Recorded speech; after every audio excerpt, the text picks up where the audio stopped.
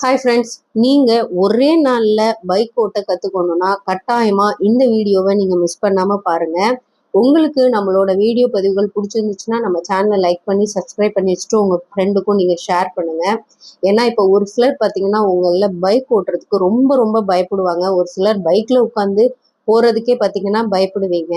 ஆனால் நம்ம ரொம்ப எளிமையான முறையில் எப்படி பைக் ஓட்டலாம் அப்படின்றத நம்மளோட வீடியோ பதிவில் நம்ம சொல்ல போகிறோங்க. ஏன்னா இப்போ உங்கள ஒரு சிலர் பார்த்தீங்கன்னா நம்ம பைக் ஓட்டுறதுக்கே ரொம்ப பயந்துக்கிட்டு எல்லாருமே பைக் ஓட்டுறாங்க, நம்ம இப்படிதான் ஓட்டுறது அப்படின்னு நினச்சிக்கிட்டு இருப்போம். ஆனால் இன்னைக்கு நம்ம வீடியோவில் தெளிவாக சொல்லுவாங்க. ஓட்ட தெரியாதவங்க கூட கண்டிப்பாக உங்கள் வீட்டில் ஸ்கூட்டி இருந்தால் நீங்கள் ட்ரை பண்ணி கூட பாருங்கள். நம்மளோட பைக் பார்த்தீங்கன்னா ஹோண்டா 125 அந்த பைக். ஏன்னா இப்போ லேடிஸ்லாம் அந்த பைக் ஓட்டினா கொஞ்சம் ஹெவியாக இருக்கும். பைக் ஒவ்வொரு ஸ்கூட்டி வெயிட்லெஸ்ஸாக இருக்குங்க. இப்போ இது நம்மளோட ஸ்கூட்டி. இந்த ஸ்கூட்டியை தான் நான் உங்களுக்கு எப்படி என்னென்ன ஆப்ஷன் அப்படின்னு சொல்லிட்டு ஓட்டி காமிக்க போகிறேன். இப்போ பேசிக்காக உள்ள ஒரு சில விஷயங்களை தான் இன்னைக்கு நம்ம இந்த வீடியோவில் பார்க்க போகிறோம். இதான் இந்த இடம் பார்த்தீங்கன்னா இதான் பைக் இங்கே நம்ம சாவி போடுறது, ஸ்கூட்டியில் சாவி போடுற இடம். இப்போ ஒவ்வொரு ஸ்கூட்டியில் ஒவ்வொரு மாதிரி இருக்கும் இல்லையா, ஒரு சிலதுல கொஞ்சம் வித்தியாசமாக இருக்கும்.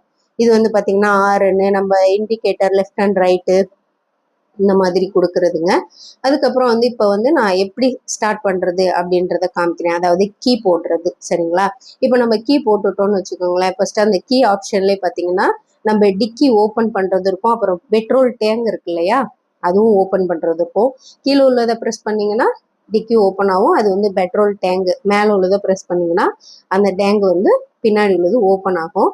அடுத்து நீங்கள் ஆஃப் பண்ணி இப்படி சாவியை எடுத்துடலாம். சரிங்களா? இப்போ இதை நீங்கள் க்ளோஸ் பண்ணி வச்சுக்கலாம். ஏன்னா ஒரு சில பார்க்கிங்கில் சேஃப்டி இருக்காதுல்ல. அப்போ நீங்கள் அந்த கீயோட முனையை வச்சு திறந்தீங்கன்னா இந்த மாதிரி ஓப்பன் ஆயிரும். அதுக்கப்புறம் நீங்கள் கீயை போடலாம். ஏன்னா இந்த மாதிரி கீயை போட்டுட்டு நீங்கள் ஆன் பண்ணினீங்கன்னா, சரிங்களா, இந்த மாதிரி ஆன் பண்ணி வச்சிட்டிங்கன்னா டிஸ்பிளேல பார்த்தீங்கன்னா இப்போ எவ்வளோ பெட்ரோல் இருக்குது அப்படின்றது காமிக்கும். இந்த 2 கோடு நம்ம எவ்வளோ பெட்ரோல் இருக்குது அப்படின்றதுக்கு, இப்போ எத்தனை கிலோமீட்டர் ஓடி இருக்குன்றது பார்த்தீங்கன்னா இப்போ காமிக்குது. சரிங்களா? அதுக்கப்புறம் நம்ம பைக்கில் உட்காந்துட்டு ஸ்டார்ட் பண்ணும்போது இதெல்லாம் நம்ம கவனிச்சுக்கணும். அதுக்கப்புறம் ஒரு சிலர் பார்த்தீங்கன்னா நம்ம பைக்கில் ஸ்டாண்ட் எடுக்க மாட்டாங்க. அந்த ஸ்டாண்டோடது பாருங்கள் உங்களுக்கு டிஸ்பிளேலே காமிக்குது பார்த்தீங்களா. நீங்கள் ஸ்டாண்ட் எடுத்துட்டிங்கன்னா இது வராது. ஸ்டாண்ட் எடுக்கலைன்னா உங்களை அலர்ட் பண்ணும் அது காமிச்சு. அதுக்கப்புறம் பார்த்தீங்கன்னா இது ஆரன் எல்லாருக்குமே தெரியும். இது ஆரன். ஏன்னா நம்மளுக்கு தேவையான இடத்துல கட்டாயம் யூஸ் பண்ணியே ஆகணும். அதுக்கப்புறம் பார்த்தீங்கன்னா மேலே உள்ளது இண்டிகேட்டர் லெஃப்ட் அண்ட் ரைட்டு. சரிங்களா? இது லெஃப்ட். நம்ம லெஃப்ட் எங்கேயாவது டேர்ன் பண்ணல லெஃப்ட் இண்டிகேட்டர் கொடுக்கணுங்க. அதுக்கப்புறம் ரைட் சைடு நம்ம டேர்ன் பண்ணுவோம்ல, அப்போ ரைட்டு கொடுக்கணும். இது நியூட்டர். இதை ப்ரெஸ் பண்ணிங்கன்னா சென்டரில் ஆஃப் ஆயிரும். இப்போ ரைட் சைடு. சரிங்களா? இந்த ரைட் சைடு இண்டிகேட்டர்.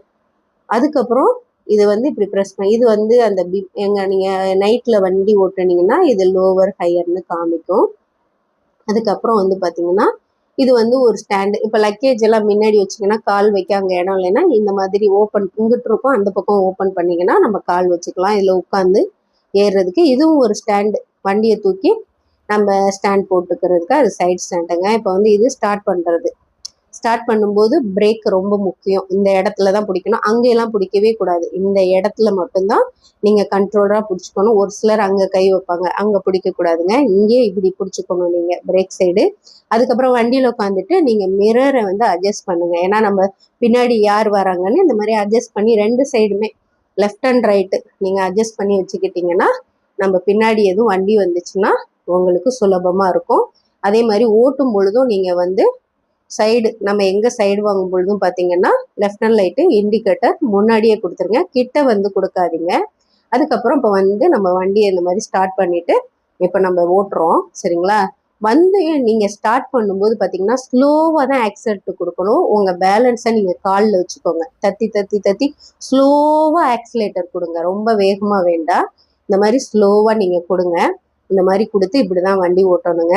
அடுத்த வீடியோ பதிவில் பார்த்தீங்கன்னா நம்ம ஒருத்தவங்க அறவே பைக் ஓட்டவே தெரியாது, அவங்க ரொம்ப ரொம்ப பைக் ஓட்டவே பயப்படுவாங்க.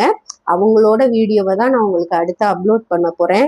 கட்டாயமாக மிஸ் பண்ணாமல் நீங்கள் பாருங்கள். உங்களுக்கு பைக்கே ஓட்ட தெரிலனாலும் நம்மளோட வீடியோவை நீங்கள் பார்த்துட்டு வந்தீங்கன்னா 1 மணி நேரத்தில் 1 நாளில் கண்டிப்பாக உங்களோட பயம் போய் உங்களால் இதை மாதிரியும் பைக் ஓட்ட முடியுங்க. நம்மளோட வீடியோ பதிவுகள் உங்களுக்கு பிடிச்சிருந்துச்சுன்னா மறந்துடாமல் சப்ஸ்கிரைப் பண்ணி வச்சுக்கோங்க. அதே மாதிரி உங்கள் ஃப்ரெண்டுக்கும் நீங்கள் ஷேர் பண்ணுங்கள். நீங்களும் இதே மாதிரி கண்டிப்பாக பைக் ஓட்டு